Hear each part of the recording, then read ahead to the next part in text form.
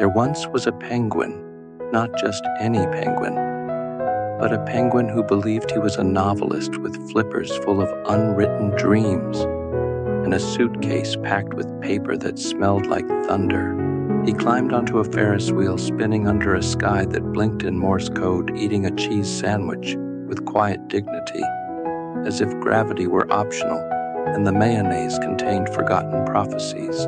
Below him floated a canoe, not in water but in midair, where a squirrel in a velvet hat juggled watermelon slices with the calm of a librarian in a lightning storm. No one knew where the disco ball came from, but there it was hanging between clouds, reflecting the thoughts of invisible giraffes who were busy composing jazz with pencils dipped in mango juice. A man in a trench coat tried to pay for silence with 3 spoons and a whisper. But silence was sold out, so he bought a sneeze instead, wrapped in ribbon, and kept it in his pocket for emergencies. Meanwhile, the typewriter began typing on its own clack, clack, dream, dream, sneeze, sneeze, and suddenly the penguin remembered everything and forgot it again with perfect timing. Some say this was just a story. Some say it was a documentary filmed upside down through a sock. But we know deep down it really happened because somewhere someone is still juggling watermelon slices and wondering if cheese can whisper.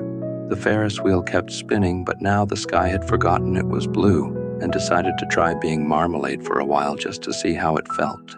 Birds flew backwards, whistling Morse code to teacups, and each cloud carried a different emotion, one angry one, sleepy one, shaped like an apologetic spoon. The penguin had started typing with his eyes closed, his flippers resting gently on keys made of whispering glass. And the typewriter, oh, the typewriter had grown legs and began walking in slow circles on the ceiling of the wind. Below, the squirrel had upgraded. He now juggled entire dictionaries in several languages while reciting the alphabet in reverse with an accent no one could identify except perhaps the rainbow. But rainbows don't speak. They hum in feelings. And tonight, it hummed in tangerine. The disco ball began to vibrate gently at first, then with increasing urgency until it cracked open like an egg, and out of it flew a shoelace tied to an idea that hadn't yet happened, but probably would, if someone somewhere sneezed at just the right time. Suddenly, a fish in a trench coat knocked on the air, holding a suitcase full of used exclamation marks. He asked if anyone had seen the lost comma, the one that escaped during the Great Pause.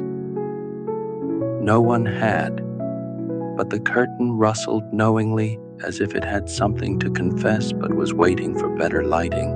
The penguin paused, looked up from his typewriter and blinked 7 times once for each impossible thing he'd just accepted.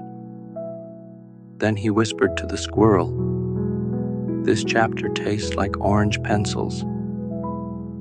And the squirrel, without missing a single juggle, nodded because of course it did, and far in the distance the moon held its breath as the sky tried on yet another color, this time something between mustard and memory.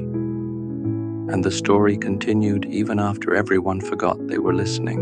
And then, without warning, everything slowed.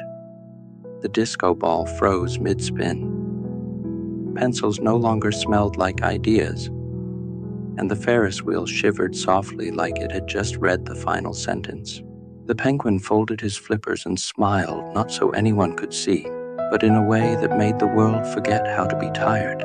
A single letter remained in the air, not a vowel, not a consonant, but the consequence of a dream that chose to return to the night. The squirrel placed her melons on the floor, and with a long breath turned into a hint no one needed anymore. And high above a voice arrived, not like thunder, not like whisper, but like the internal sound of remembering that you forgot. "Thank you for coming," said the world, and everything went dark. Not because it ended, but because the next beginning wasn't quite ready yet.